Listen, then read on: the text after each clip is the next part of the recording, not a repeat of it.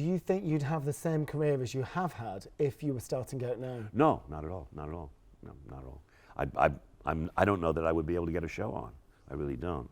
If I could have been a playwright, I would have been a playwright. I don't mind writing a musical that doesn't work as long as I have a good time writing it, as long as I think it was worth trying. That musical was not worth trying, so I don't like that one. I would have probably ended up, though, as a mathematician. That was my love. My love was mathematics. I don't think any big hit has ever gotten on by the author sitting down and say, okay, now what is popular these days? I know dogs are popular and nuns are popular. Let's write a show about a nun and a dog. It never works.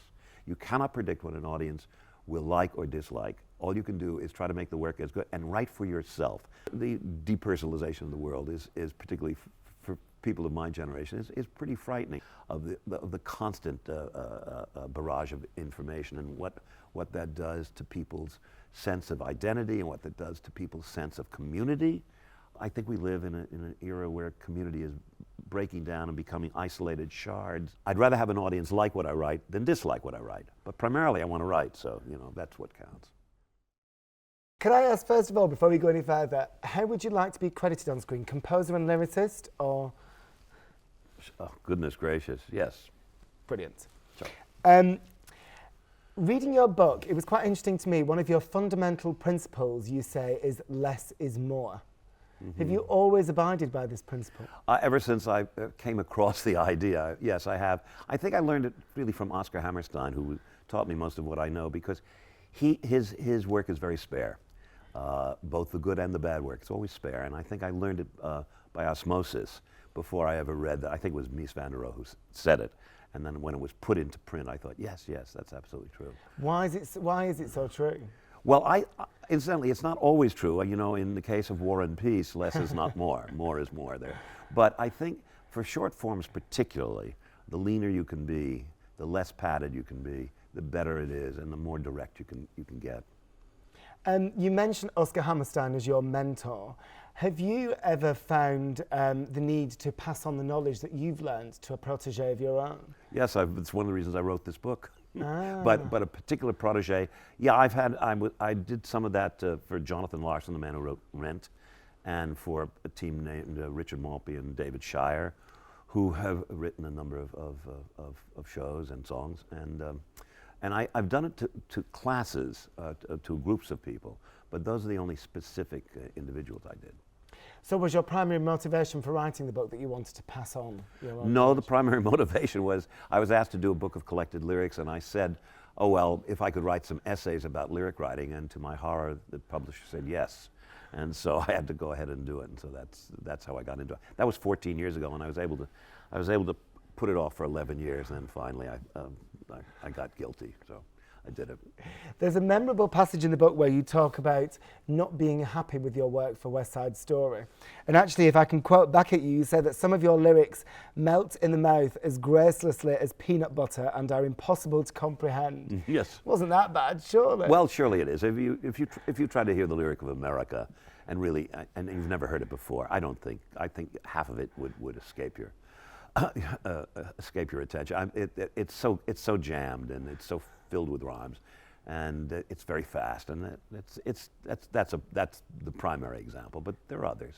So why did you write it like that? Was it an experience? No, it was partly because the music was. I had to sort of fit lyrics to the music because it was a tune that Lenny had written for a ballet when he was a very young man that had never been used.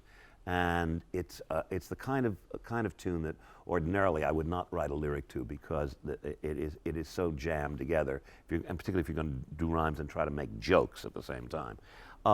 It's also, if I had spent more time on it, I might have been able to improve it. And actually, I didn't realize until I heard singers do it how difficult it was to understand.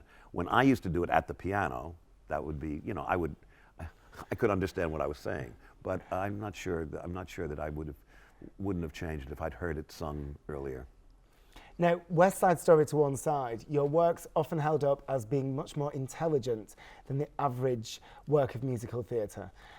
Why do you think that musical theatre as a genre has produced so much kind of light and sometimes quite dumb work? Well, it's been less true in the last 40 years, I'd say. It was Oscar Hammerstein who actually introduced the idea of intelligence into musical comedy with Showboat, which was a serious show, but it was a musical.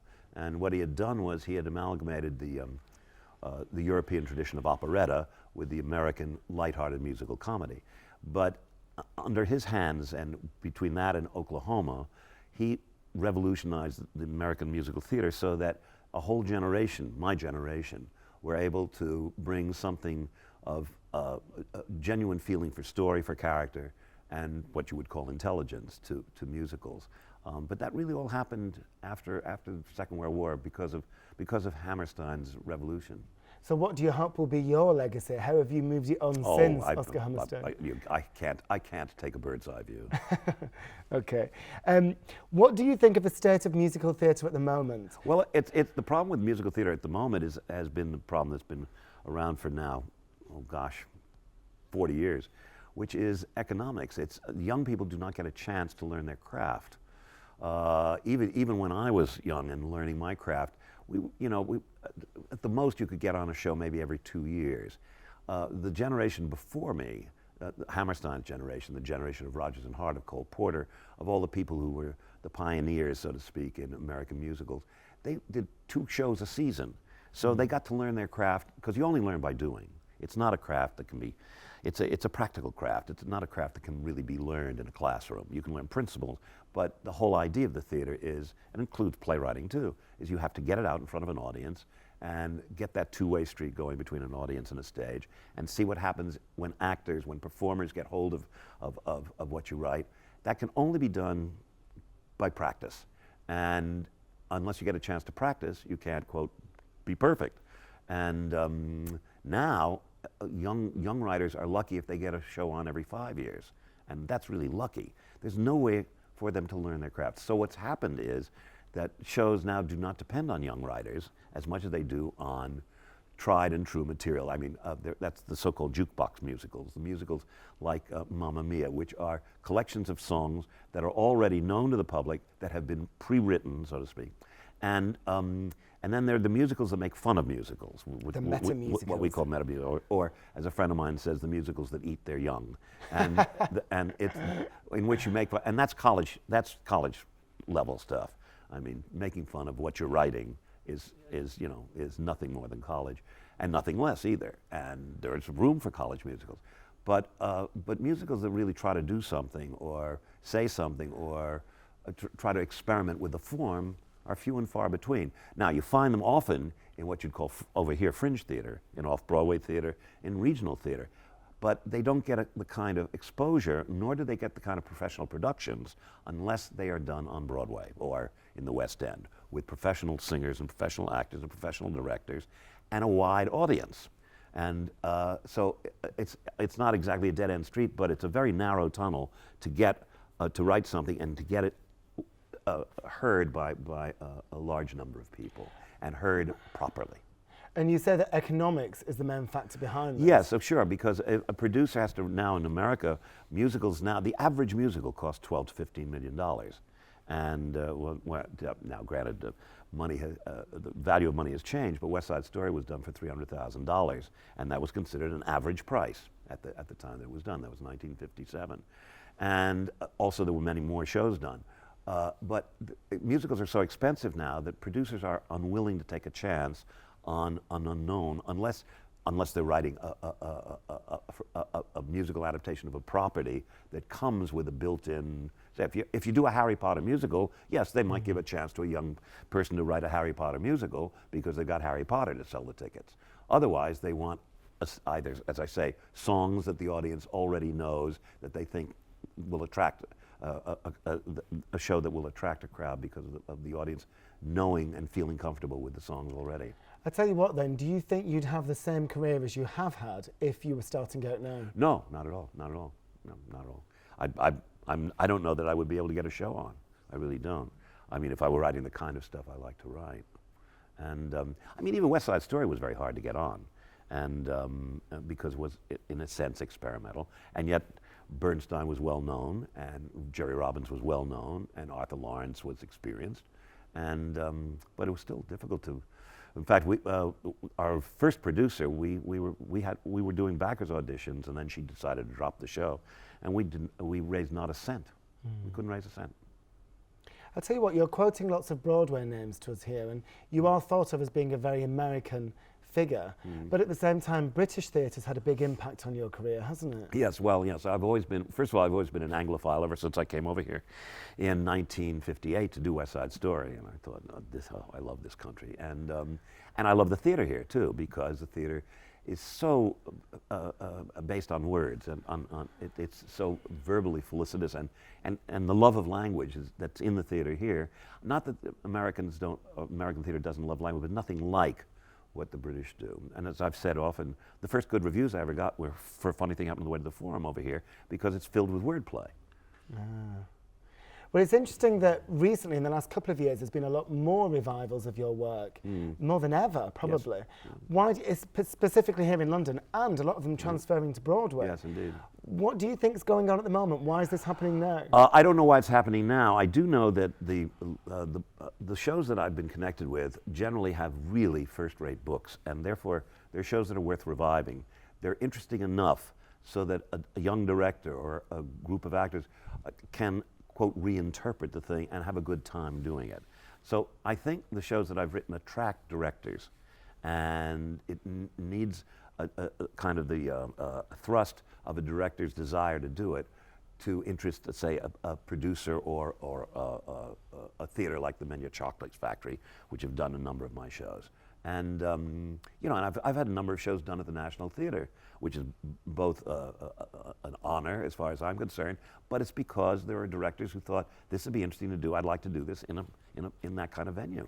That's a very modest answer. You don't think there's something in the air at the moment which is compatible with a Sondheim sensibility? It's possible, but you know, that's a romantic idea, and I'll accept it, but it's not something that occurs to me now.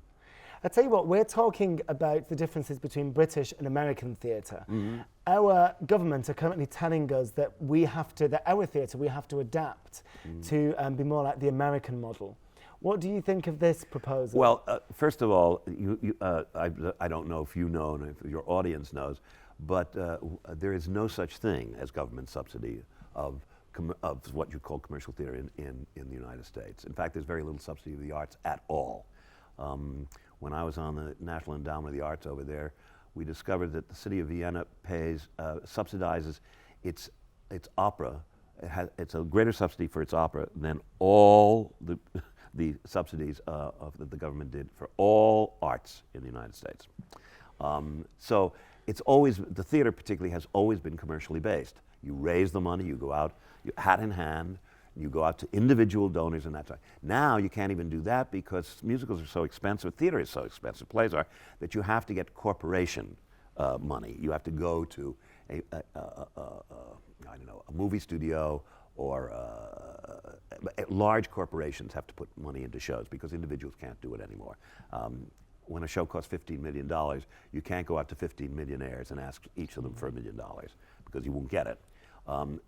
And the result is that there's less work, of course, but we have never been subsidized. I'm so sorry to hear, I'm not surprised considering what's going on economically all over the world, but I'm really sorry to hear that the government is cutting back on their subsidies. I can understand why, but I deplore it.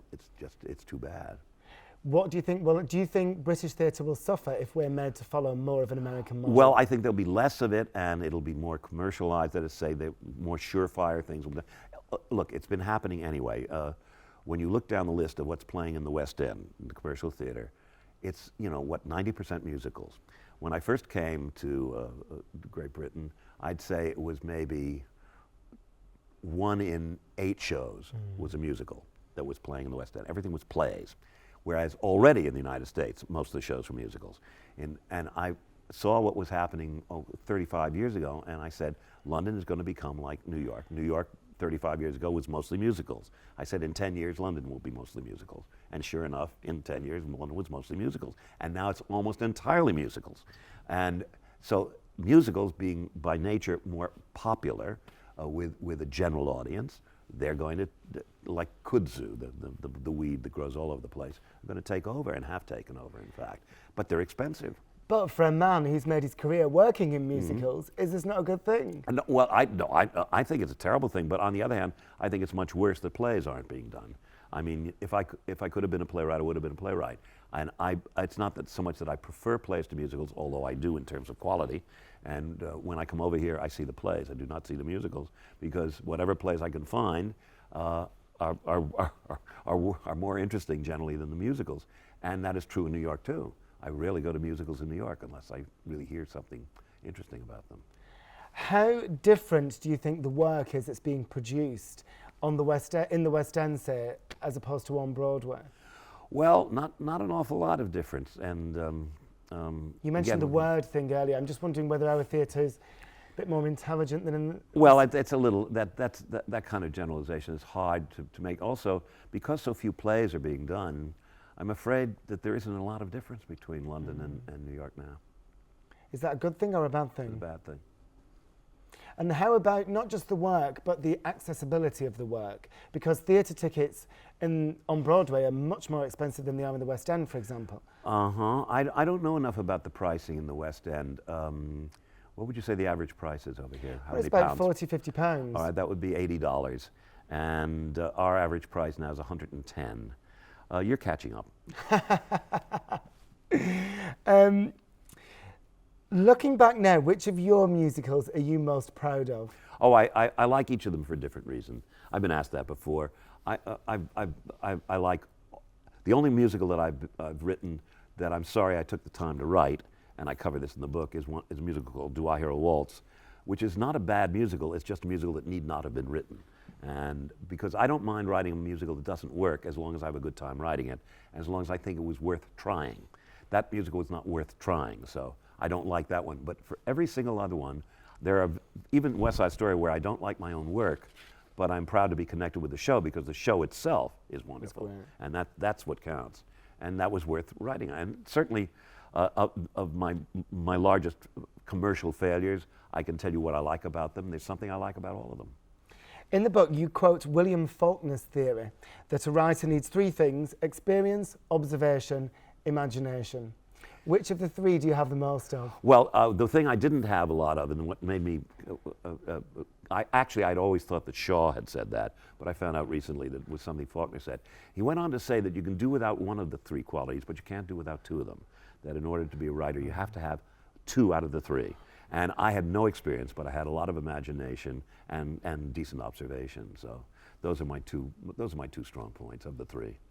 You haven't written anything new for a while. Are you going to write anything new? Well, I did. The last show was actually only 3 years ago. It was called Road Show. It was a development of a show that originally had been called Wise Guys and then was called Bounce.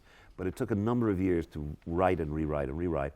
And by that time, I was obligated to do this book. So I've spent the last couple of years doing the book because there's a second volume coming out. You know, this book is only lyrics up until I met James Lapine. We started with Sunday in the Park with George. I've written about 2/3 of the second volume, but I've got to finish that, and then I'll get back to the piano. I do miss writing music, but I can only do one thing at a time. I'm a slow writer. There's a really moving passage in the book when you talk about how you've always enjoyed working with theatre as it provided you with a family, which you didn't feel that you had that sense of family beforehand. No. I grew up as an only child, and I had two working parents. And so I didn't see much of my parents. I was sent to boarding schools very, very early on. And I just figured that every other kid was like that, except my best friend had a sister. And I thought, gee, wouldn't it be nice to have a brother or a sister? Anyway, what I get when I work with a collaborator, a writing collaborator, is I do get that sense of having a brother.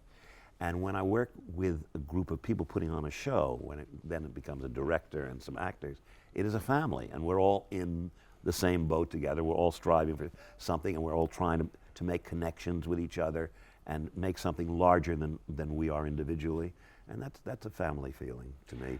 If you'd had more of a family feeling when you were growing up, do you think you would have ended up as a teacher or an accountant? Oh, not an accountant. I would have probably ended up, though, as a mathematician. That was my love. My love was mathematics.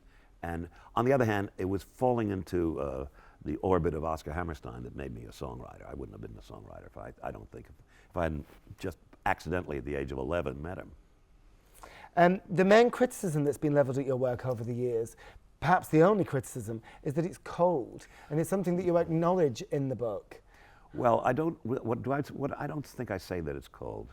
No, you don't. You don't say that you agree with it, but you acknowledge that that's the Oh, criticism. yes, sure. Oh, sure. And I was going to ask, is there any substance to this criticism? No. First of all, it's interesting, and one of the things that I did not actually say in the book, but I think I will in the second volume, is that the shows that have been accused of being cold are the ones that I did with Hal Prince.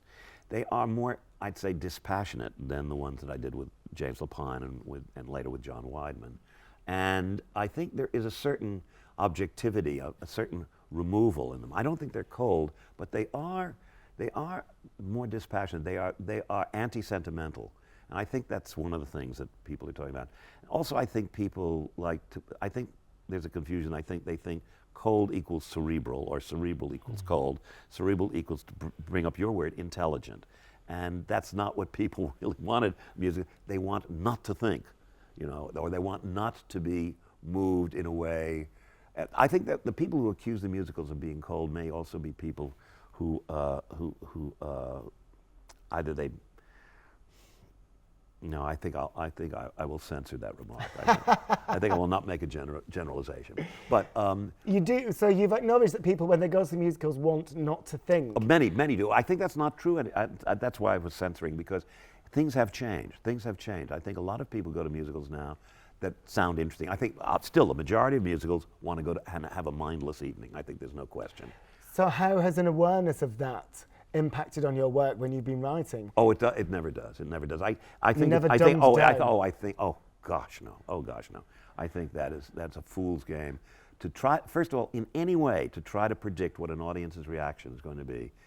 I don't think any big hit has ever gotten on by the author sitting down and say, okay, now what is popular these days? I know dogs are popular and nuns are popular. Let's write a show about a nun and a dog. It never works. You cannot predict what an audience will like or dislike. All you can do is try to make the work as good and write for yourself. I can guarantee you, without naming the shows, that some of the shows that I think are really terrible, that have become huge hits, the people who wrote them thought they were good and sat down because they loved what they were writing. Anybody who sits down and tries to predict what an audience will like is going to waste 2 years or 6 months of his time. I'll tell you what, you do also say in the book that you think the need for live theatre, you never doubted that it would always be around. You're starting to doubt that it will. Well, it's pretty frightening. The way the depersonalization of the world is particularly for people of my generation is pretty frightening. I mean, I wouldn't feel that I wouldn't care either if I were growing up now. When you grow up in a world of cyberspace and of the constant barrage of information and what that does to people's sense of identity and what that does to people's sense of community. It's and theater is a communal idea, and I think we live in an era where community is breaking down and becoming isolated shards, and so it isn't.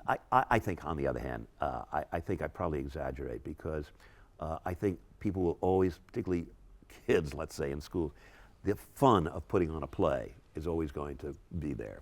I think the business of dressing up and pretending to be somebody else and singing and dancing or doing dramatic scenes is always going to be with us. Whether it's going to still be in any way a popular art, it's become a marginalized art anyway.